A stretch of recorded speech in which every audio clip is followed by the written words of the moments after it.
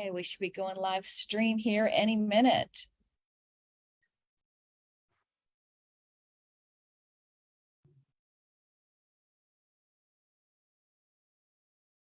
Okay, good morning, friends. We are on Sip with Stacy, and let me.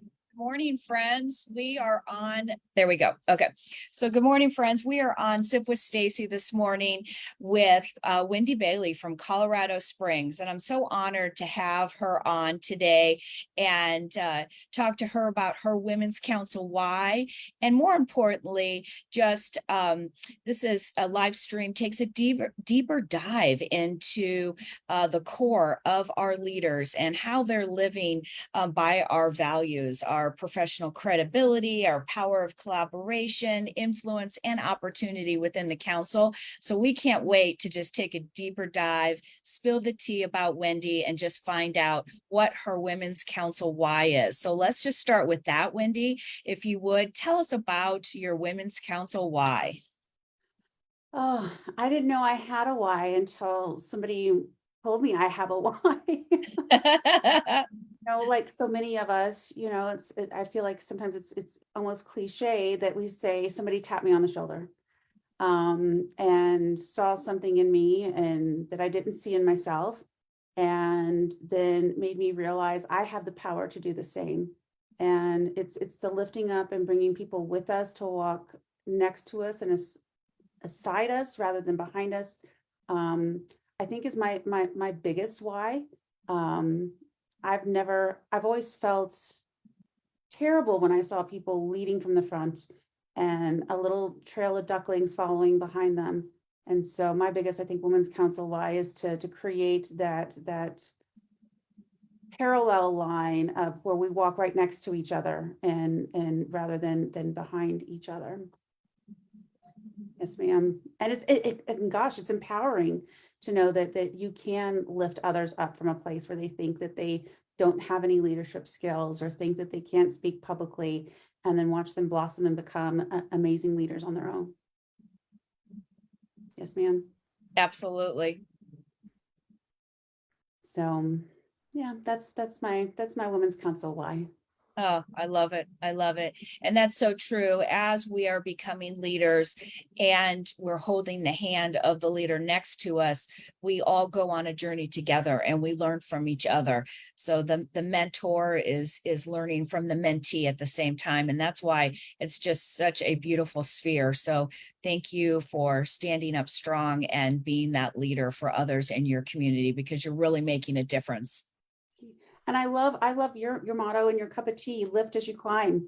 I mean, it says so much, and I think is really the core of what Women's Council is the lifting up as we climb.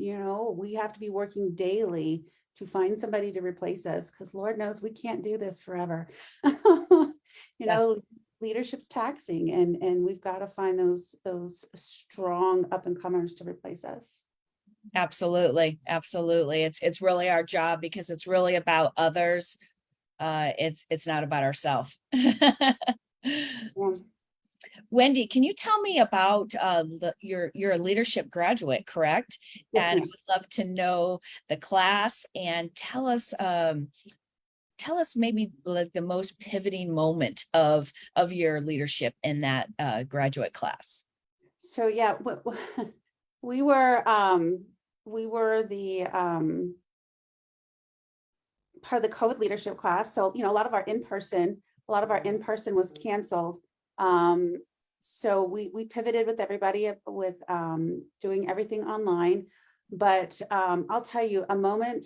Elise Nedrow has been such an impactful woman on my leadership journey, and she opened my eyes once during a project that we were working on with Sarah Levingood out of Indiana.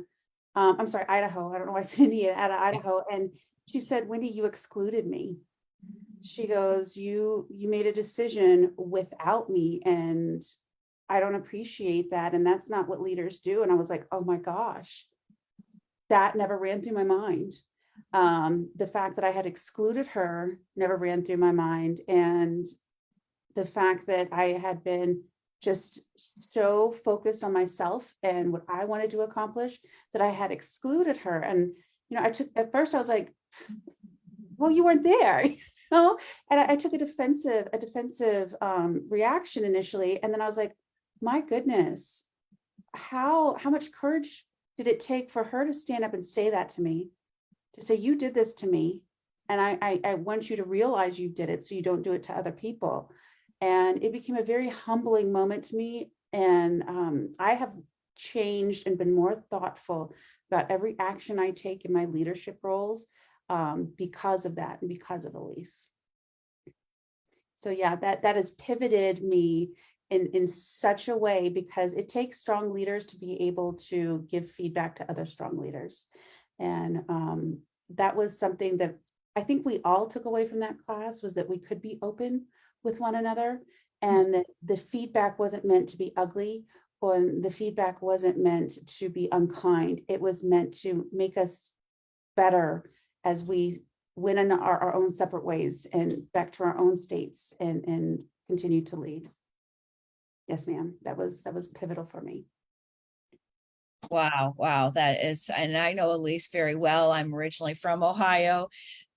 And so for you to share that experience, and that it was so humbling for you. And so, that takes courage just to see how that has changed you as a leader, and that you're more mindful of that going forward. Because how many times do we do things during the day and we don't mean to exclude or offend somebody, but we did. So thank you for being open, Wendy, and sharing that. That's so courageous of you, really, because that will help others grow. Thank you. And I had one other key takeaway, if you don't mind me sharing. Absolutely, please. It is Pamela Banks had us read the book Servant Leadership. And we had a discussion group with that. And it was actually my mentor that had introduced that book to Pam, who decided to integrate it as part of the Leadership Institute the year that she was president. And my mentor has since passed away. She passed away from COVID last year. But me and our current state, or our incoming state president, Liz Bowen, have taken that and formed a almost a full day self-searching servant leadership workshop out of that book, about how to go back and analyze things that have happened in your life, how you could have reacted better, and how to become a better leader and learn from those experiences. So that book has become a almost full day workshop now for our Women's Council members here in state, as well as agents at my brokerage too. That's how impactful that book has been, at least in my life. Wow, wow. That's wonderful. And I think that's the same book that Miss Pamela Banks shared with us when we were national liaisons. Part of her retreat, she had us read that book, and that has really opened some eyes for me as well. So thank you for bringing that up, Wendy. Yes, ma'am. Yes. Oh my goodness. So now I want to talk about the community. You live in Colorado Springs. We just found this out. It was great. And Angela Knott is asking, who is the author? Do you recall, Wendy? Give me 2 seconds and I will have it for you, because I'm actually teaching the class on Friday. Okay. So it is in my phone. I am really bad with authors. So one moment, Angela. I will have that for you, my friend. Wendy's gonna look it up right now. And then I will let you know. Okay. You look it up.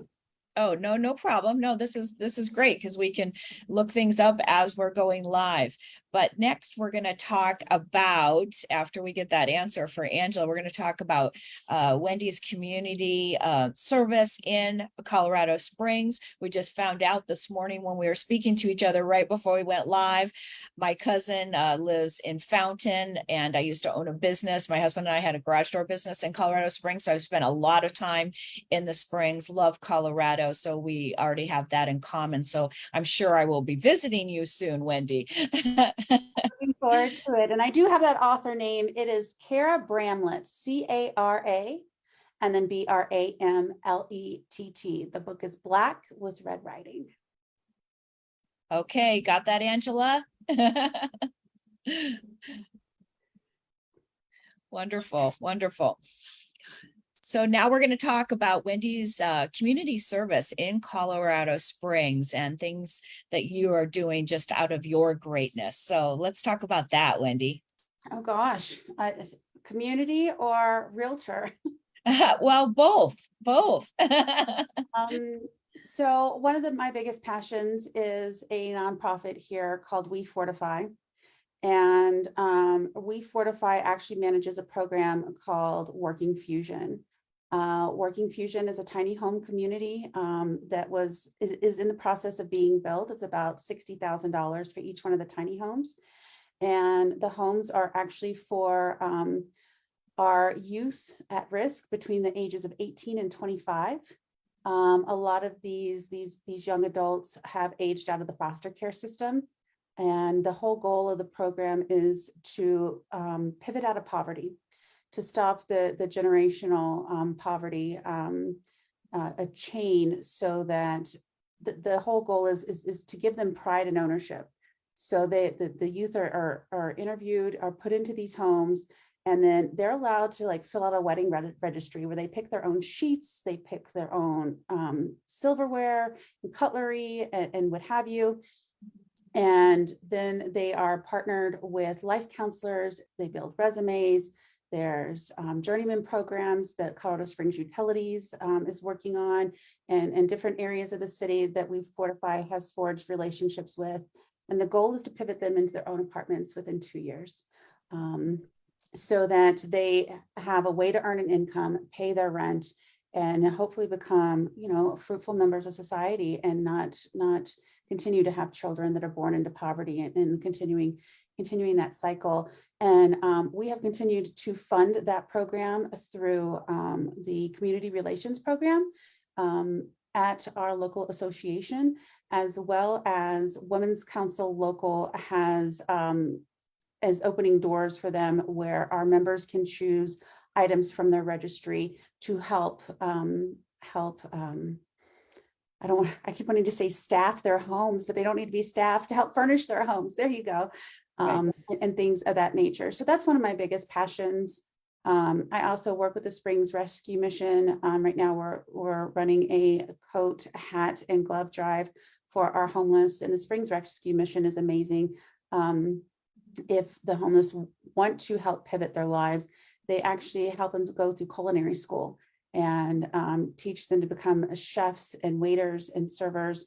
And then they have their own catering department, so then they can actually employ them after the fact. So that's another program that's very passionate of mine. And then at the local level, I was just reelected to serve for a second 3-year term on our local board of directors. Thank you very much. It's something I'm very passionate about. And then also serve on our diversity and fair housing committee. I actually was our first chair last year of the committee at the local association level. Thank you for that. We need more voices. I think that's it as far as local. I do serve on state and national as well.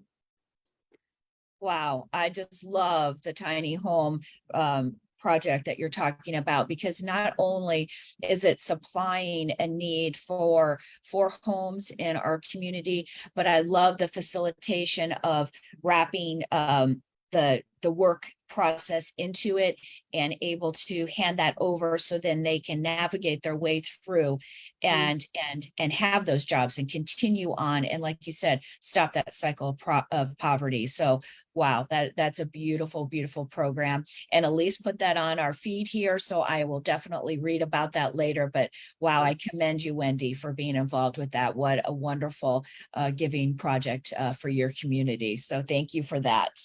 Thank you. Yeah. And it's amazing what we as realtors can do. We had a casino night at the World War II Museum, and we raised over $24,000 for We Fortify. And last year we had several fundraisers as well. And I believe our association has raised enough money to sponsor just under fully paying for one of those tiny homes for an individual. So super exciting what One Voice can do to bring to, you know, an organization and say, we need to focus on this and they need our help. So yeah, pretty exciting. Do you mind answering how much a tiny home cost? Sure, it costs well, and I think it's gone up since the cost of materials, but initially it was $60,000 to just to build the tiny home. And this particular community, the Working Fusion community, was scheduled to have 18 tiny homes on it, with sustainability as well, so that there would be gardens to grow food. They would learn how to grow food. They would learn how to cook. There would be cooking classes and everything else, so that every aspect of their life would be fulfilled once they left the program within 2 years. Outstanding, just outstanding. So yeah, it's amazing. And I know that there are cases across the country. This isn't the first one, and that they're hoping to have more of these in a lot more major cities across the country. But this is the first one in Colorado. That's wonderful. Yeah. That's wonderful. Wendy, can you please talk about a little more about the broker owner mastermind? We have masterminds within the council, which I absolutely love because they are virtual and you can jump on them wherever you are and connect with leaders around our nation or actually globally. And I believe you belong to the broker owner. So if you could speak on that, please. Absolutely. I have been so honored and so blessed to be able to co-chair this mastermind group with Kama Burton out of California. Yes. She is a newer broker owner that has a small brokerage. I have a rather large brokerage with 150 agents. And so between the two of us, we hold monthly discussions with whoever wants to join us. We have our online discussion group, which doesn't have a whole lot of activity. People will post and respond and things like that. But even though we started off about 30 to 45 minutes for our monthly meetups, our virtual discussions, and then we started surpassing that and going to an hour and a half, because there's such a need, especially right now as our industry is pivoting, and we're really in unprecedented times as far as the real estate industry goes, that everything from recruiting and retention of agents has changed. And, you know, when there's a downturn in the market, agents tend to leave their big box brokerages and go to a more boutique brokerage that has a flat fee or no fee, or a lower split or what have you. But, you know, there's still value in a lot of the big box brokerages. And what do they do for retention? Recruiting, database management, you know, how to follow up with the agents that you interview. I mean, it's similar to buyers and sellers, and a lot of broker owners don't think about that or realize that. This past, and I can't remember Rory's last name, gosh darn it, but we had one of our attendees, Rory, presented to us on the CBR designation. A lot of broker owners do not know that there is a designation to become a certified, or CRB, forgive me, a certified real estate broker manager.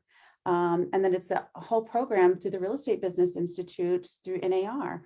And so we had a long conversation about that, and dove into the need of having a good office manual, and cybersecurity, and what are our responsibilities for protecting our agents' data. So everything from, gosh, I'm having issues with my agents. Gosh, I need to have a agent training program for new licensees. What does your onboarding look like, to database management and cybersecurity? We discuss it all. And there's a need for it, like I said, because every single session tends to go long. We never finish early. And what's great is that at National Conference next month on Saturday, November the 12th at 11:30, we are actually going to have an in-person mastermind meetup that I'm really looking forward to. Yeah, it's exciting. It'll be our first time everybody meeting in person. Oh, that'll be wonderful. Are you doing that with Kama? Yes, ma'am. And we will have a guest speaker as well. So be sure to, if you are a broker owner out there, to stop by to this free mastermind group and come visit our surprise speaker that I think is going to bring a lot of great information to the table. Oh, that's wonderful. And maybe even if you aren't a broker owner, but you're thinking about dipping your toe into the pond, come and listen, talk to these ladies, hear what they have to say, because it might be the information that you are seeking to help you take that next step in your leadership role. Yes, thank you for that. A lot of good support in this mastermind group. That's wonderful. I was just with Kama last night at Sabrina Brown's installation, and she was the MC and she did fantastic. So I'm glad to hear that you two are working together as well. Yes, ma'am. I love her. She's amazing. She is a force. She definitely is a force. Well, let's have some fun. Not that we weren't having fun before, but I am so interested, Wendy, to hear about your roller derby. So can you tell me about it? Yeah, I grew up on roller skates. I think I think they developed on my feet in utero. Skating as long as I can remember, but never really got into a lot of the physical stuff. I started off figure skating, which most people don't know that you can actually figure skate on and freestyle skate on roller skates in high school, but found out that that's not where the boys were. And so crossed over to speed skating. And then my senior year tore my knee really bad and started coaching after that. Once I got into college, I tried roller hockey and I was like, oh my gosh, I don't want to be people slamming into me. And so just kind of fell out of skating until I was 29, almost 30 years old, taking my son to a birthday party at the skating rink, and got there early and saw these women skating around, knocking the crap out of each other. And I was like, oh my gosh, I need to lose some weight and do that. And this lady next to me goes, honey, join and you're going to lose all the weight you want to lose in the first 2 to 3 months. She's like, these girls work out hard. And so I did. And that was 17 years ago. There used to be bumper stickers everywhere when Derby was the fastest growing women's sport in the world that said roller derby saved my soul. And I'll have to say that was true for me, because, here I was 30 years old and had no identity. I was Captain Bailey's wife. I was Trevor's mom, but I didn't have my own identity. And that was something that roller derby gave me. And, being military, I started off skating in Texas. Then I went and skated in Hawaii and flew around all the islands and back to the mainland all the time to play, and kept my identity, and then moved to Vegas after Hawaii and opened up my own skate shop on the Strip in Las Vegas that became very successful. I love it. And have now come over. Well, in Vegas, we help stand up the junior league for our girls under 18, to teach them acceptance and diversity and inclusion, an acceptance of themselves, of those that were different than them, and give them an opportunity to express themselves without judgment. And that was amazing. And that junior roller derby group is still going and was one of the top junior groups in the nation. And then now we moved to the Springs, and I've been skating here in the Springs since 2014. I'm an old lady. The average life of a derby girl is 3 to 5 years. I'm in year 17. I just finished surgery number 5. Surgery 6 from derby injuries. Retirement season might be upon me sometime soon, but it has been a life changer. And I would not be the strong woman I am today without it. That's for sure. That's wonderful. That's wonderful. I love that. So we'll have to get you. There's some great leagues out where you are, Stacey. Yeah. I'll have to see if I can hook you up. Yes. With some I know Tucson has a Tucson Saddle Tramps. And Phoenix, I can't remember Phoenix's league's name, but I have been out there before. They have the Dust Devil tournament. I've flown out there several times to the Dust Yeah. Devil tournament. So yeah, good Oh, time. oh, that's great. That's fantastic. I love that. Now this is something that I love. This is one of my favorite questions. I was interviewed once by Connie Myers. I don't know if you've ever heard of her, but she is in the Women's Council sphere. She is a facilitator. She's an author. And I was in Las Vegas and she said, I want to interview you.